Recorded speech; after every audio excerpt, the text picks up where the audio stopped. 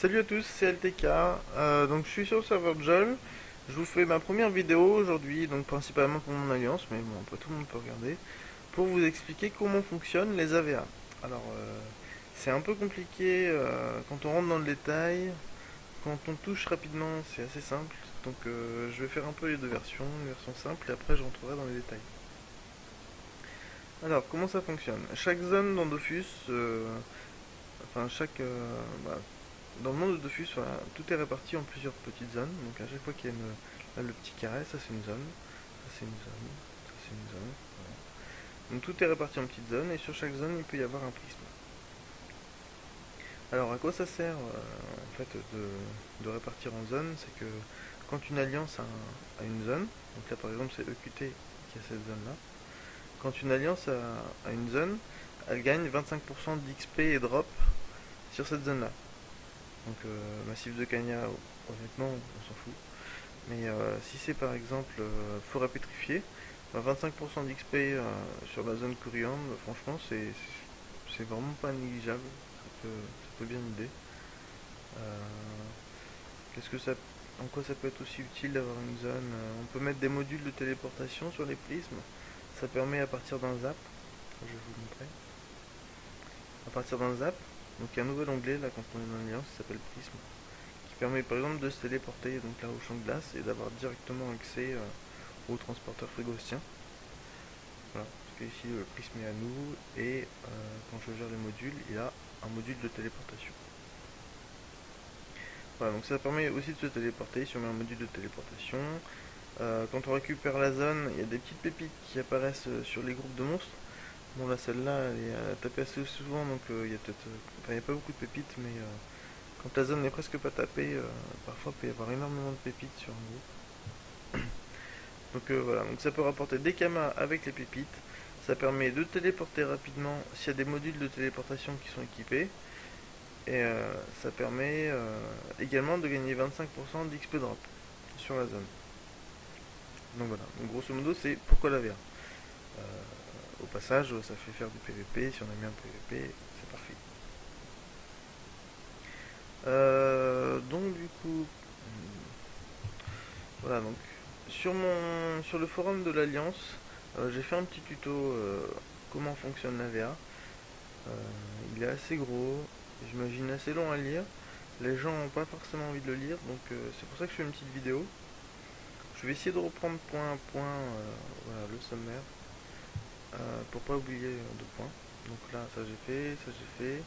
Alors, comment participer en AVA? C'est pas compliqué.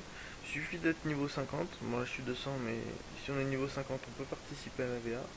Et ensuite, dans le menu d'alliance, voilà ici, il faut cliquer sur activer son AVA. Et donc là, voilà, on a l'AVA activé, on est niveau 50, on peut potentiellement participer à un AVA. Il n'y a pas de souci. Alors, comment ça fonctionne? Dans quel cas l'AVA est lancé? Comment on peut participer, tout ça? C'est pas compliqué non plus. Les prismes peuvent être de 4 couleurs. Soit ils sont bleus, donc là il se passe rien. Soit ils sont orange, et là ils sont affaiblis. Ça veut dire que entre 0 et 48 heures, ils vont être vulnérables. Donc là celui-là par exemple il est affaibli, il sera vulnérable le 25-12 à 3 heures du matin. Ça veut dire que cette zone là, on pourra la taper à 3 heures du matin. Bon, là on n'est pas le 25, donc il se passe rien. Quand les prismes sont rouges, donc là il n'y en a pas, il n'y a pas d'AVA en cours. Quand les prismes sont rouges, ça veut dire qu'il y a un AVA en cours actuellement. Donc là il faut y aller pour prendre la zone, ou pas, mais voilà, faut savoir avec votre alliance. Si les prismes sont violets, donc en fait ça c'est le même état que orange. Ça veut dire qu'ils ont été sabotés et que bientôt ils seront vulnérables. Alors voilà. Donc soit ils sont bleus, il se passe rien. Soit ils sont violets et orange. Dans ce cas-là, ils sont bientôt vulnérables. Soit ils sont rouges, et dans ce cas-là, ils sont vulnérables. Et là, il y a la VA qui est en cours. Voilà. Comment rendre une zone vulnérable? C'est pas compliqué, il suffit de se ramener sur un prisme avec une team. Euh, on l'attaque. Bon là c'est mon prisme, je peux pas l'attaquer. On clique sur attaquer, on fait un petit combat à 5v5. Si on gagne, le prisme passe orange, comme ça, il sera vulnérable dans les 48 heures. si on perd, il reste en bleu, normal, et on peut plus attaquer les prismes pendant 1 heure. Voilà, donc ça c'est un peu la limite aux abus. Si on attaque et qu'on meurt, on est bridé pendant 1 heure, on peut plus rattaquer le prisme. Donc si on attaque, mieux vaut attaquer à 5 plutôt que d'attaquer tout seul et de revenir après et d'être bloqué. Comment rejoindre un AVA? Alors, il faut que la zone soit vulnérable, donc que le prisme soit rouge, et qu'on rentre dans la zone. Alors, imaginons cette zone-là est vulnérable à 17 h. Si il est 16h55, donc il me reste 5 minutes pour aller à la V1. Donc là, le zap c'est moins 27,35. Hop, je prends mon zap, je me dépêche. Moins 27, il est où? Il est là. 36, je sais pas compter. Voilà, donc là je suis dans la zone. Je suis dans la zone. Je suis niveau 50. J'ai mon AVA d'activer. Ça veut dire que quand il sera 17 h, si la zone était vulnérable, je serai comptabilisé dans l'AVA. Voilà, c'est pas plus compliqué. Un AVA, c'est on est dans la zone, on a l'AVA d'activer, ça y est, on participe à l'AVA. Il n'y a pas forcément de combat dans l'AVA. Donc là, si on participe à l'AVA, on est pris en compte, et je vais vous expliquer après comment ça fonctionne. Ouais, non, ok. En fait, je voulais vous parler. On peut pas forcément utiliser les téléportations. Donc là, par exemple, j'ai pris le zap pour entrer dans la zone. On peut pas si la VA est déjà lancée. Comment expliquer ça? Donc en fait, si le prisme est orange, comme ça, et qu'il est vulnérable dans 5 minutes, on peut se téléporter dans la zone, il n'y a pas de souci. Par contre, si la VA est déjà lancée, donc le prisme devient rouge dans ce cas-là, on peut plus utiliser les téléportations de donjon, on peut plus utiliser les apps, on peut plus utiliser les transporteurs brigandins, tout ça dans la zone. Quoique transporteur brigandin, on peut peut-être en fait. Mais on peut plus utiliser les apps en tout cas, ça c'est sûr. Donc ce qu'il faut faire, c'est prendre un zap pas très loin. Bon, typiquement là on va à Bonta, atelier tailleur, on descend. Donc on se met dans une autre zone, on active son AVA, et après on rentre dans la zone. Et là ça marche. Mais on peut pas se téléporter directement dans la zone si le prisme est déjà vulnérable. Voilà, donc ça c'était le petit point de détail. Alors, une fois qu'on est dans la zone, il peut y avoir plusieurs états au-dessus. Donc il y a potentiellement 5 choses, une petite horloge, une étoile, une épée, un bouclier, ou rien. Alors, grosso modo, bouclier, épée, c'est des ennemis, il faut les agresser. Si c'est une horloge ou une étoile, c'est des alliés, vous ne pourrez pas les agresser. S'il n'y a rien, c'est que le mec a oublié d'activer son AVA. Voilà. Alors, quand on agresse un ennemi, donc avec un bouclier ou une épée, voilà, on clique dessus, on fait agresser, hop, ça lance un combat. Une fois que le combat est terminé, il y a un des deux qui est mort, un des deux qui devient tombe, et là il y a deux possibilités. Si c'est un allié, il faut le ressusciter. Si c'est un ennemi, il faut le croc. Alors, comment ça fonctionne? Donc là, je prends ma petite potion de croc. S'il y a une tombe, hop, je clique. Et là, en fait, le mec, il va être croc. Ça veut dire qu'il va libérer son âme. Et il pourra plus participer à la VA avec ce personnage-là. Si jamais c'est un allié, donc là, il faut être résu. On prend la petite popo de résu, on clique sur la tombe, et hop, son allié, il est ressuscité. Donc ça veut dire qu'il peut reparticiper à la VA normalement. Il faut faire gaffe parce qu'on peut croc des mecs de son alliance, donc croc c'est libérer l'âme, et on peut ressusciter aussi des ennemis.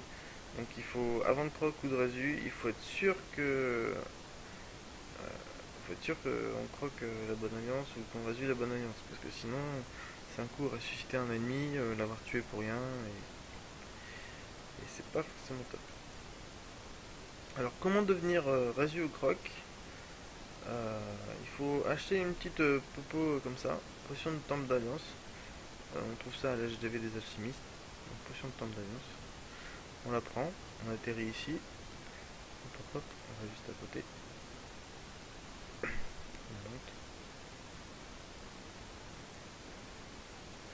Après on parle au PNJ, voilà, qui est là, on lui parle, on apprend plus sur les rôles. Et là, moi je suis Croc actuellement, donc il ne me le propose pas. Mais vous pouvez passer soit guérisseur, donc ce qui permet de ressusciter les alliés, soit vigile, ça aggro les ennemis en moins de 6 cases, je vous le déconseille. Soit Croc, donc ce que je suis, qui permet de tuer définitivement un ennemi qu'on aurait tué en aggro. Donc si vous êtes Croc, il vous faut cette potion là, potion Croc mort. Si vous êtes Résu, il vous faut cette potion là. C'est pareil, ça vaut pas très cher, ça se trouve à l'HDV des alchimistes. À chaque fois que vous allez croquer quelqu'un, vous allez perdre une potion. Donc à la base j'en avais 100, j'en ai plus que 10, ça veut dire que j'ai croque 90 ennemis par exemple. Voilà, donc ça c'était pour les notions de base d'AVA, on va dire. Donc en gros, on regarde sur la carte s'il y a des prismes vulnérables, donc des prismes rouges. Si on a, on court sur la zone, on active son AVA avant d'entrer dans la zone, on tape tous les ennemis, on les tue, on les croque. Voilà, ça c'est comment ça fonctionne en gros. Après, si on rentre dans le détail, c'est un peu plus compliqué. Donc si vous voulez pas vous prendre la tête, vous pouvez arrêter la vidéo là. Je vais rentrer dans le un peu plus spécifique. Donc pour les prismes, pour savoir s'ils sont vulnérables ou pas, vous allez dans l'onglet Alliance, Conquête, vous cliquez sur Tri par état. Donc là vous voyez tous les prismes affaiblis. Hier on a tapé une alliance, on a vulné pas mal de leurs prismes. Du coup, ils nous ont tapé aussi, ils nous ont vulné pas mal de prismes. Voilà, donc c'est un peu ça les AVA, on se tape sur la gueule, et après on AVA, on se retape encore sur la gueule. Mais ça fait du PVP, c'est sympa. Donc du coup, là celui-là est affaibli, il sera affaibli dans 14 heures, enfin vulnérable dans 14 heures. Celui-là il sera vulnérable dans 1 jour, 19 heures, 22 heures, 17 heures, 23 heures. Voilà. Donc en gros là il n'y a plus d'AVA pour aujourd'hui. Par contre demain il y en a. Il y a 9 prismes qui seront affaiblis demain. C'est pareil dans l'autre alliance, il y en a une quinzaine. Donc en gros demain, grosse journée AVA. Ça tombe mal, c'est Noël. Voilà. Donc ça c'est pour connaître les horaires pour les AVA. Si jamais vous voyez pas les petits prismes sur la carte, c'est ce logo là, voilà, qui permet d'afficher ou pas. Ensuite, de quoi est-ce que je peux vous parler? Ah oui, les prismes. On va rentrer un peu dans le détail des prismes. Attendez, je vais à côté d'un prisme. N'importe lequel. Hop, Guardian Fodala. Il est vulné, tant pis, c'est pas grave. Donc il y a plusieurs options sur le prisme. Soit parler. Donc là on peut voir le nombre de pépites disponibles sur ce prisme. Ça veut dire que quand on va taper le prisme, il y aura, enfin quand il sera vulnérable, il y aura 4388 pépites de réparties sur les monstres de la zone.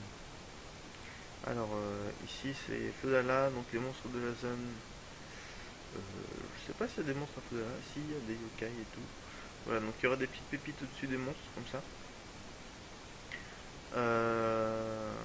Et donc il y aura 4300 pépites de réparties sur la zone.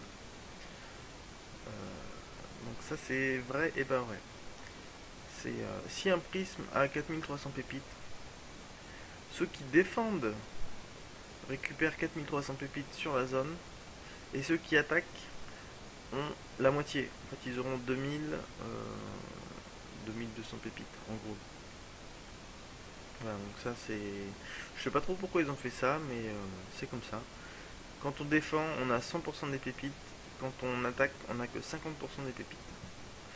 Donc après avoir des pépites sur les zones, sur les monstres de la zone, ça veut pas dire qu'on a les pépites.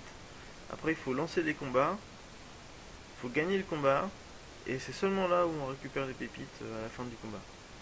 Il faut savoir que les groupes de 1 ou les groupes de 8, enfin il y en a que 6 mais... ou les groupes de 6, il y a autant de pépites sur chacun des deux groupes. Par exemple, je vous ai dit tout à l'heure, il y a 4200 pépites. Si on attaque, on va prendre 4200. Si jamais il y a 3 monstres par map et qu'il y a, je sais pas, on va dire, je sais pas, 15 maps, ça veut dire que sur chaque mob, j'ai du fake quelque part. Voilà, 4300 pépites. Si on divise, ah, mais je suis en scientifique. Donc 4300 pépites. S'il y a 3 mobs par map, s'il y a 15 maps, ça veut dire que sur chaque groupe, il y aura 95 pépites. Que ce soit un groupe de 3 ou un groupe de 6, il y aura 95 pépites sur le groupe. Si vous êtes tout seul, vous récupérez les 95. Si vous êtes à 8, vous aurez que 10 pépites par personne. Donc c'est pas énorme. Avant, il y avait moyen d'avoir beaucoup plus de pépites. Maintenant, c'est chiant. Voilà, il y a un deuxième moyen de récupérer des pépites. C'est s'il y a un module de recyclage. Il n'y en a pas. Juste de zoom. Je vais aller sur.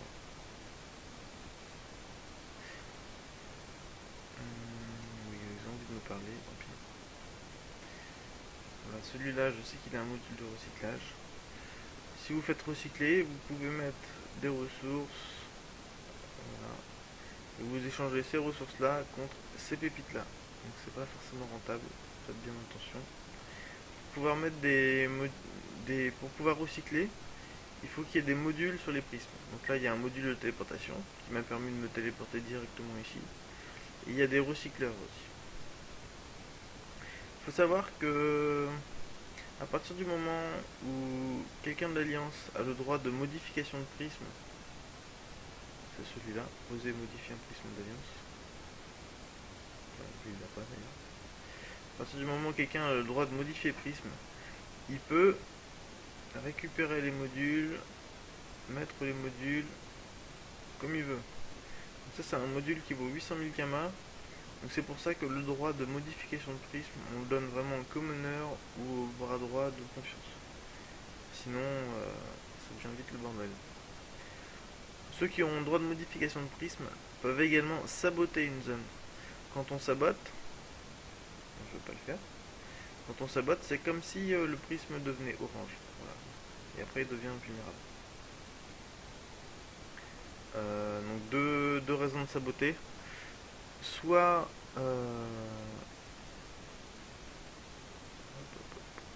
deux raisons de saboter. Soit on a une zone dont on s'en fout. Par exemple, je sais pas, voilà, route de la Roche, typiquement, une zone qui sert à rien. L'XP est nul, le drop est nul. Voilà, ça c'est une zone qu'on peut saboter. Si on la veut pas, on la sabote, une autre alliance viendra, la récupérera, et voilà. Soit c'est une top dans l'alliance qui a des droits de modification de prisme, et dans ce cas-là, il peut éliminer tous les prismes de l'alliance. Donc là, c'est le truc à éviter absolument, donner le droit de modification de prisme à une top. Ça, c'est faut vraiment pas le faire, sinon derrière ça rage. De quoi est-ce que je peux vous parler encore? Attendez, je regarde. Donc sur mon petit tuto, je vais voir si j'ai abordé tous les points avec vous. Donc ça c'est le tuto de mon alliance. Je sais plus si je vous l'ai dit.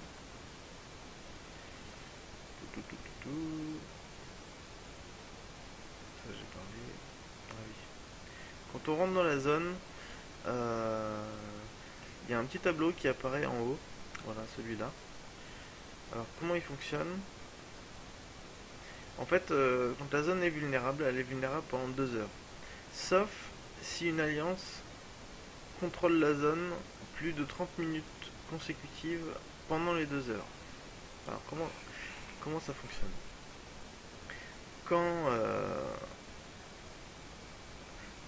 en fait toutes les minutes il y a un tic qui tombe. L'alliance qui contrôle le plus de maps, donc cette colonne là, l'alliance qui contrôle le plus de maps à la fin de la minute gagne 1 point. Donc là par exemple ils ont 4 maps, eux en ont qu'une. Ça veut dire que dans 43 secondes, cette alliance là va passer à 6 points. Comme ça, pendant 2 heures. Au bout de 30 minutes, si une alliance a le plus de cartes, elle a 30 sur 30, l'AVA est finie, c'est cette alliance qui remporte.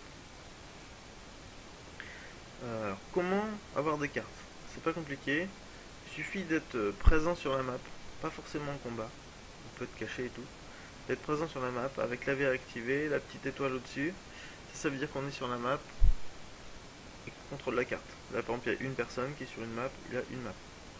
Si deux personnes sont sur la même map, ça compte que comme une carte, parce qu'ils sont sur la même map.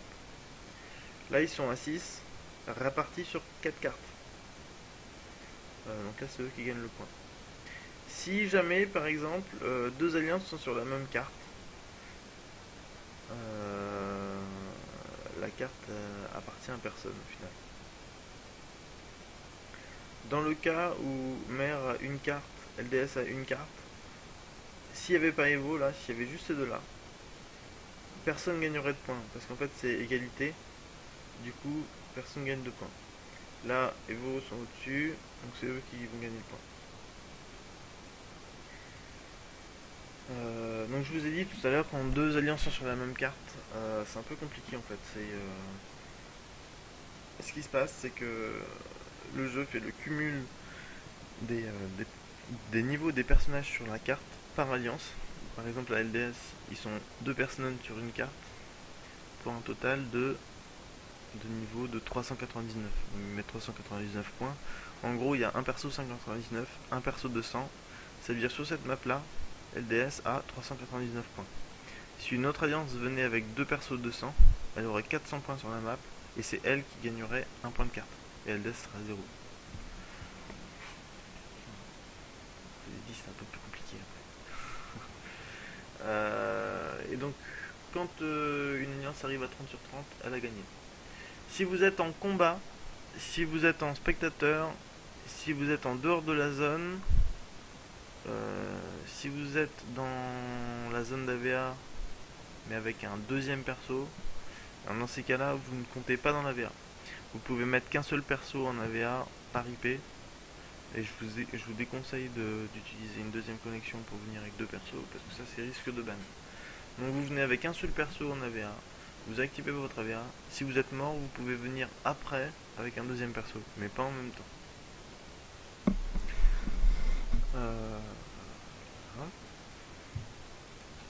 Les petits logos, quand vous arrivez dans la zone, il faut 1 minute 30 avant que vous soyez vraiment comptabilisé avec l'étoile. Tant que vous êtes en petite horloge, donc vous êtes en horloge si vous rentrez dans la zone, si vous sortez de combat, si vous sortez de spec. C'est pour ça qu'il ne faut pas spec parce que sinon vous perdez 1 minute 30. Au bout des 1 minute 30, vous passez en petite étoile. Quand vous passez en petite étoile, vous êtes comptabilisé dans cette colonne là et si vous êtes tout seul sur la map, vous ajoutez un point de carte à votre alliance. Voilà, donc là en gros vous êtes inutile, là vous êtes utile, grosso modo. Si vous vous faites aggro, il faut, au niveau des stratégies, il faut faire un peu attention. Par exemple si vous êtes 3v3, si les adversaires croquent, enfin si les adversaires kick, vous vous retrouvez à 3v1. Le mec en face monopolise 3 personnes de chez nous pendant 5 ou 6 minutes, ça veut dire 3 personnes qui derrière vont pas raise, 3 personnes qui vont pas croc, 3 personnes qui vont pas faire d'autres aggro. Donc ça c'est le truc à éviter. Au mieux, essayez tout le temps d'être aussi nombreux qu'en face, voire un de plus, mais jamais deux de plus.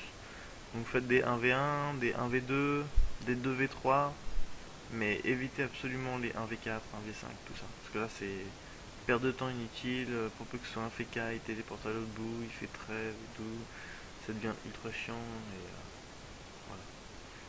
Si jamais c'est les adversaires qui sont un 4 contre vous tout seul, là par contre c'est bien, là vous faites durer au maximum, c'est à vous de faire trêve, à vous de pas passer les tours et à vous de les faire chier en fait. Voilà, donc vu que ça joue autant, il y a 30 minutes pour gagner la VA, tous les gens qui sont en combat comptent pas pour la VA. Donc Voilà, les stratégies c'est de faire durer si jamais vous savez que vous allez perdre. Donc, comme je vous ai dit, les stratégies, j'entrerai plus en détail, il y en a énormément en fait, des petites subtilités. Mais c'est pareil, ça je parlerai dans une deuxième vidéo, je pense. Donc là j'ai un peu parlé de tout. Donc les crocs permet de libérer l'âme d'un adversaire s'il est mort. Le résu permet de ressusciter un personnage qui serait mort en combat. Faut savoir que si vous voyez un adversaire en train de croc un allié, ou si vous voyez un adversaire en train de résu un des siens, vous pouvez interrompre la résu ou le croc. Vous avez 5 ou 10 secondes. Il y aura un petit logo qui apparaît au-dessus, le temps que la popo charge, un peu comme les potions orange. Vous avez 5 ou 10 secondes pour agresser le mec qui résu, pour interrompre la résu. Donc si vous voyez un mec qui résu ou qui croque, il faut absolument l'agresser très rapidement avant que les adversaires soient plus nombreux que nous, parce que en fait s'ils nous croquent on devient moins nombreux, s'ils se résuent ils deviennent plus nombreux, donc ça il faut absolument interrompre ces machins là.